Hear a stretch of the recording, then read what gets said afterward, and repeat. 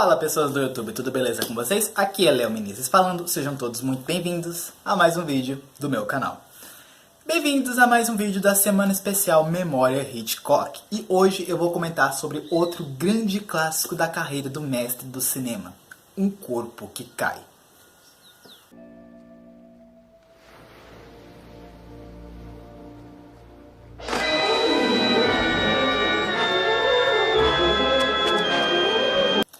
Lançado oficialmente em 21 de julho de 1958, Vertigo, Um Corpo que Cai, é outro grande clássico da carreira do mestre do suspense e outro bom exemplo de como um filme que foi lançado recentemente não fez muito sucesso pode ser melhor apreciado ao longo dos anos. O filme conta a história de John, um ex-policial aposentado que abandonou a carreira da justiça após um grave acidente em uma das suas perseguições, na qual ele contraiu acrofobia, um medo quase que patológico de lugares altos. Após alguns anos afastado dessa profissão, John recebe a visita de um antigo colega da juventude que lhe pede um favor bem complexo: que ele investigue a sua mulher, Madeleine, que recentemente vem apresentando um comportamento bem bizarro e ele desconfia que ela esteja ficando louca.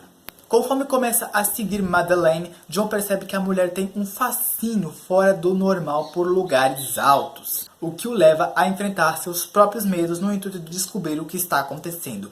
E ele passa a desconfiar que ela tem tendências suicidas, mas conforme avança na sua investigação, John começa a desconfiar que existe um mistério muito mais sinistro por trás do comportamento da mulher. O longa é baseado no romance policial francês Trente les Morts, dos autores Pierre Bourleau e Thomas Narcejac. Os autores escreveram um livro especialmente para Hitchcock, que o usou como base para a produção deste filme. E vamos começar as curiosidades a respeito dele falando do elenco. No papel do protagonista, John, nós temos James Stewart, um dos atores mais requisitados por Hitchcock, com quem ele já trabalhou várias vezes. Esse é, se não me engano, o quarto filme que James trabalhou com Hitchcock e o último, mas eu vou falar mais disso mais pra frente. Enquanto isso, no papel da protagonista feminina, Madeleine, nós temos Kim Novak. Mas ela não foi a primeira escolha desde o início de Hitchcock para protagonizar este filme. Inicialmente, quem iria interpretar Madeleine seria Vera Miles, uma das atrizes favoritas de Hitchcock. Mas a atriz precisou abandonar as gravações no meio por conta da sua gestação.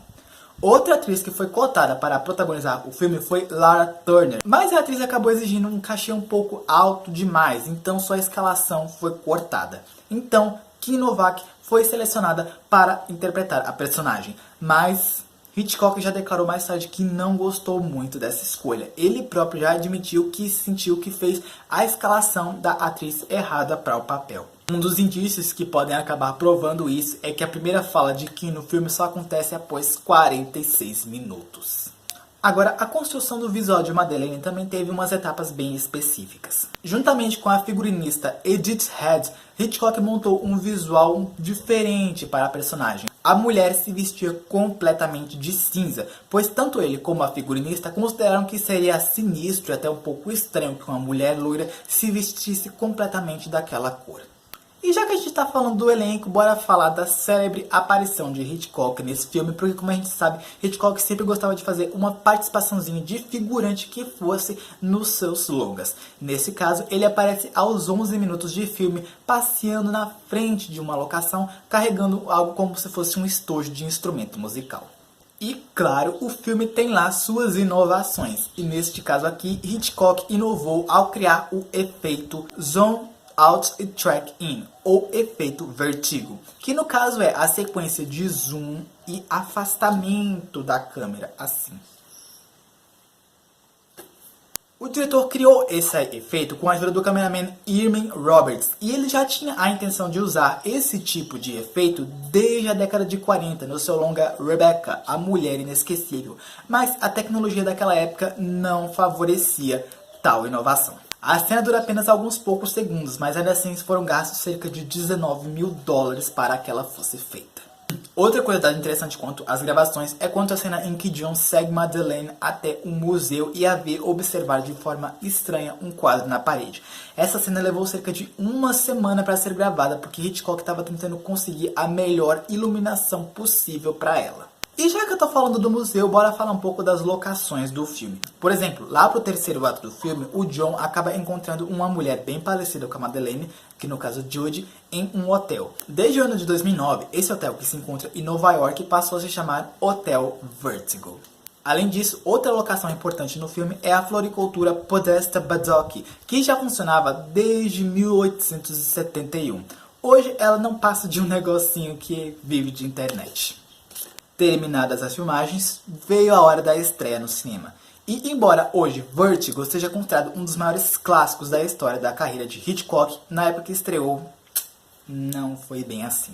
O filme foi um fracasso tanto de crítica quanto de público. A crítica detonou o filme, acusando-o de ser lento e cansativo demais para um filme de mistério, enquanto que nas bilheterias, nos Estados Unidos, o filme arrecadou apenas 2 milhões e 800 mil dólares, sendo que havia custado 2 milhões e 400 mil dólares para ser feito. E isso deu uma treta. Hitchcock acusou James Stewart de ser o culpado pelo fracasso do filme, acusando que como o ator já estava com uma fisionomia meio velha, não servia mais para atrair público.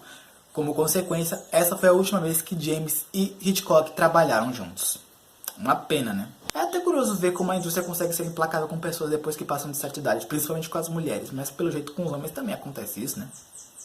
Embora isso, o filme ainda recebeu 2 indicações para o Oscar, melhor direção de arte e melhor som. Ganhou. Além disso, Vertigo ainda passou vários e vários anos inacessível para o público. Naquela mesma época, Hitchcock comprou de volta os direitos sobre alguns de seus filmes e separou 5 deles para ficarem trancados e deixou eles de legado para sua filha, Pat Hitchcock.